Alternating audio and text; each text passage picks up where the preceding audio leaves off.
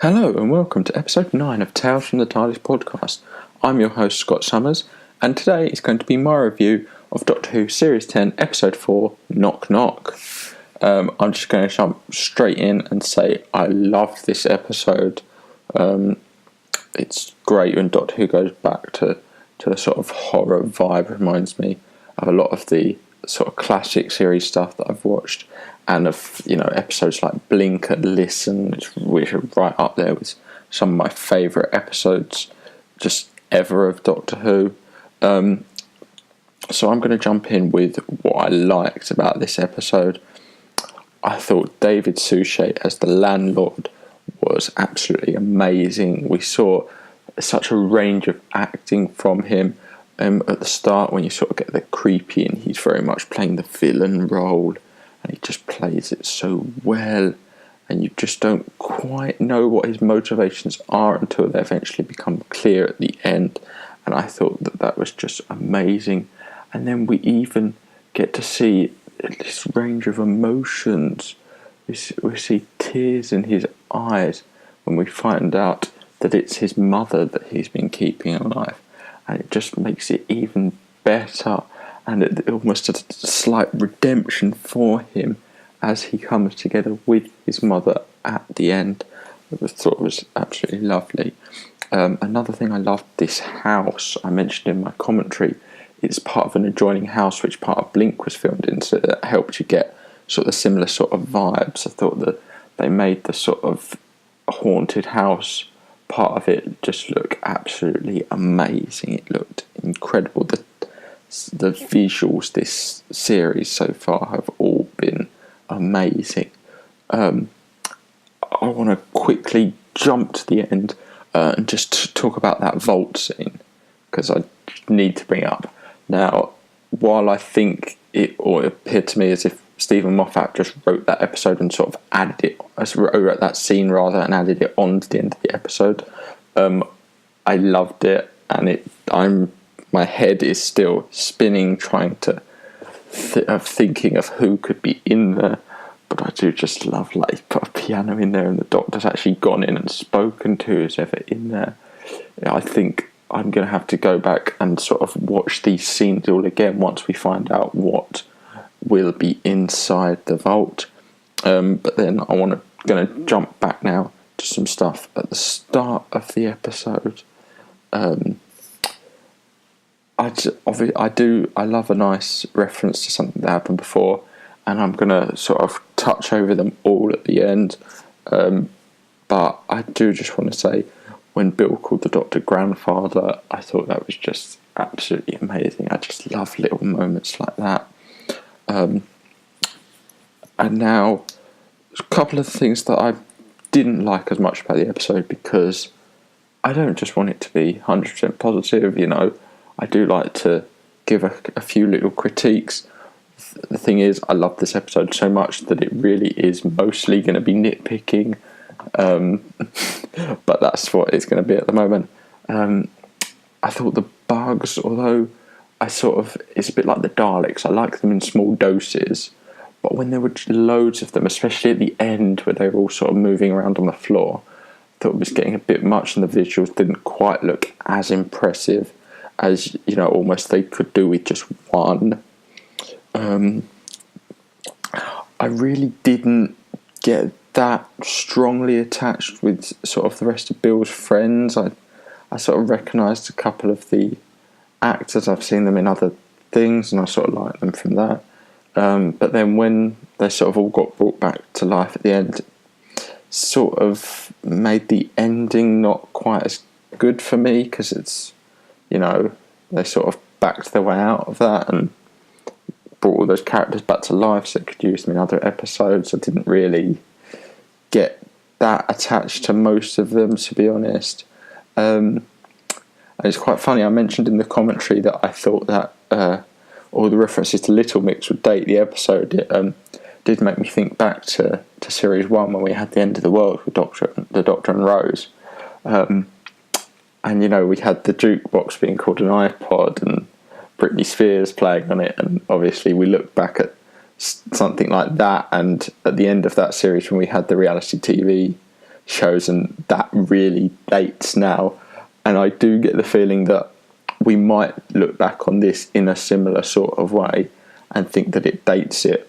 What sort of impact that will have, I don't know. And to be honest, the only other thing that I didn't like about the episode was actually something that wasn't in the episode. Now, this would have been one of my favourite references of the episode.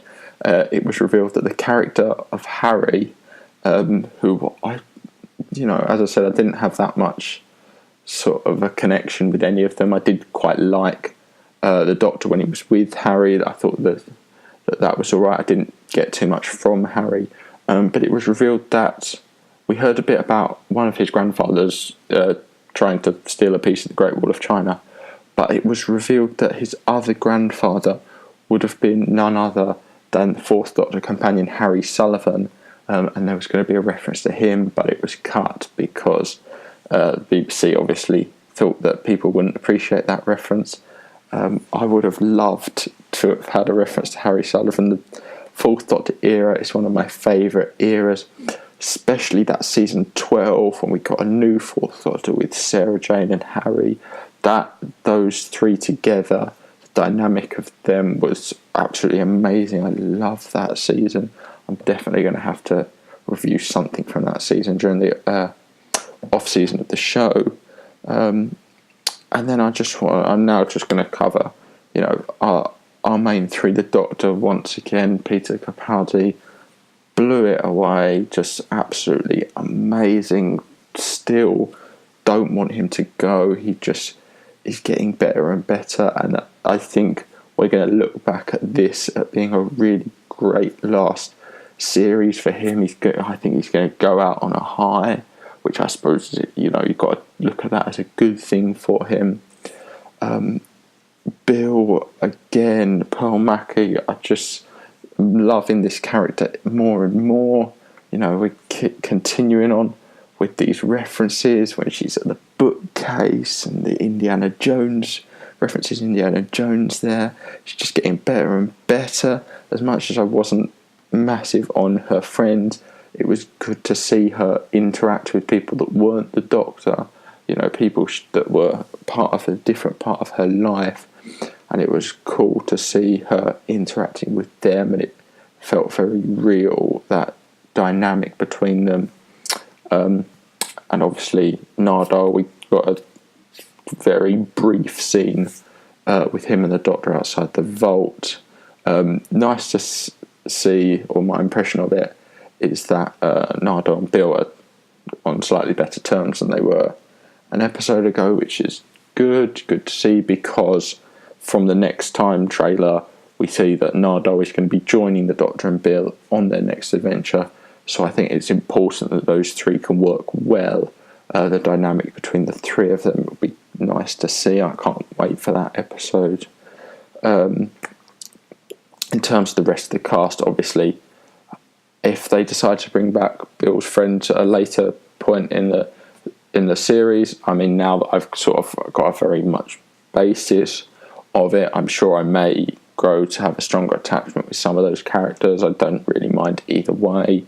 I was going to make a joke about the actress playing Eliza having some very wooden acting, but I thought better of it.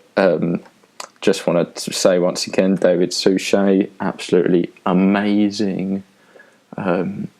Really loved his role in this. And now I do just want to touch on a couple of references that they thankfully did keep in, unlike the Harry Sullivan reference. The line that the 12th Doctor says in the TARDIS at the beginning of the episode, "sleeping is for tortoises," is actually a direct line pulled out of the 4th Doctor's The Talons of Weng Chiang, which is another great episode, 4th Doctor and Leela, one I would highly recommend. It's absolutely amazing. Ended up spinning off two characters in it, Jago and Lightfoot. There's now many series of them in Big Finish, the audio adventures. It's a really great episode. Another thing which I didn't realise until recently was a a sort of a direct quote or a reference rather, when the Doctor says that Time Lords only sleep after they've regenerated or have had a very big lunch. The second Doctor had quite a long sleep in Seville after he had a big lunch. The second Doctor, that was, in the Two Doctors, although he was starting to turn into an androgum at the time. Two Doctors, a very interesting story. If you like watching multi-Doctor stories, then I would definitely recommend that. It's the second and the sixth Doctor together. And then obviously we got a brief mention of regeneration. The Doctor really glossed over it, which makes me wonder how much it's on his mind. Is it going to be another case, sort of like the 10th Doctor, that does the 12th Doctor know his regeneration is coming? Obviously the 4th Doctor also knew. We had the story with the Watcher, so it's very interesting to know whether the Doctor knows his regeneration is coming. And, you know, brief mention of the Time Lords with the big collars and Bill making fun of them. I thought was lovely when we get that sort of dynamic once again between the two of them in the TARDIS, just a bit of back and forth before the episode really started. Bill just confirming the, sort of timeline when she's in her new room and she's talking to the picture of her mum and says, no, there's no living puddles or weird robots or big fish. It just, these episodes only aired a week or two ago, but the fact that we're getting references to them already, in series reference, lovely. And then, of course, final reference, my favourite reference, Harriet Jones, Prime Minister. Yes, I know who she is. Although the second part of it wasn't mentioned. Reference to Harriet Jones, it's one of an in-joke in the show, absolutely amazing. Loved any story that included Harriet Jones, even though they weren't actually some of the best, purely just for the joke of, yes, I know who you are. And then I only really have one other thing to say, and that's that there was a line that the Doctor said when he was talking with Harry, which I think perfectly sums up where the 12th Doctor is in his time. When the 12th Doctor says to Harry, don't be scared, Harry replies, why not? For the Doctor to say, it doesn't help.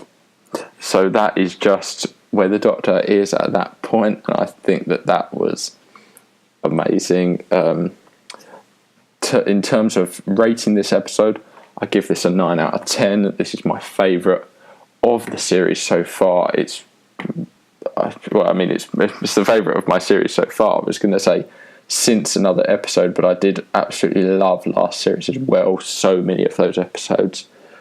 This is definitely, in terms of the sort of horror category, this is definitely right up there, probably just below stories like Blink and Listen and, Silence in the Library, Forest of the Dead, which are, the sort of more scary episodes, in terms of the ones that are right up there and my favourites of them all.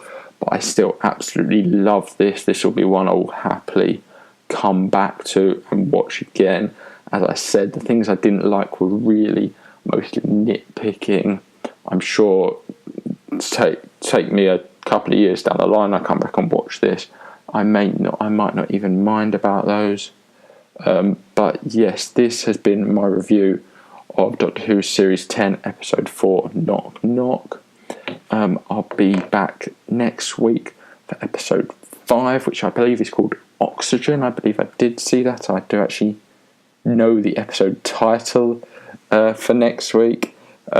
So thank you for listening. And before I go, just want to quickly mention writer of this episode was Mike Bartlett. It's the first time he's written for Doctor Who.